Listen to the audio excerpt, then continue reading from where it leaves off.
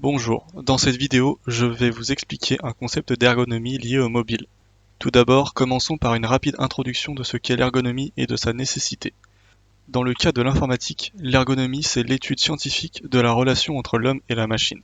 Son objectif est d'optimiser le bien-être des personnes et la performance globale d'une application, d'un site en prenant en compte les besoins, les capacités et les limites de l'utilisateur. Son étude est donc primordiale dans un projet informatique pouvant toucher un grand nombre d'individus. Ici, nous allons nous concentrer sur l'accessibilité.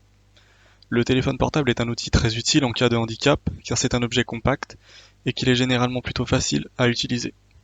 Là où un ordinateur nécessite une souris, un clavier et ne peut être transporté n'importe où, du fait de sa taille, son poids ou encore de l'autonomie de sa batterie. Les applications disponibles sur cette plateforme se doivent donc d'être adaptées aux besoins de ces personnes. Plusieurs points sont importants, comme ne pas faire une application où il n'y a que des images, ou bien une application uniquement sonore, ce qui pourrait poser des problèmes aux personnes malvoyantes ou encore malentendantes. Un exemple d'une mauvaise gestion de cette accessibilité pourrait être une interface avec des couleurs peu contrastées, rendant difficile la lisibilité des informations pour les utilisateurs atteints de daltonisme. Il faudrait dans ce cas-ci ajouter une fonctionnalité permettant d'accroître ces contrastes. Ce genre de fonctionnalités sont très importantes pour que des utilisateurs ne se sentent pas délaissés. Cependant, créer dès le début une application ou un site web en respectant ces points reste la meilleure option.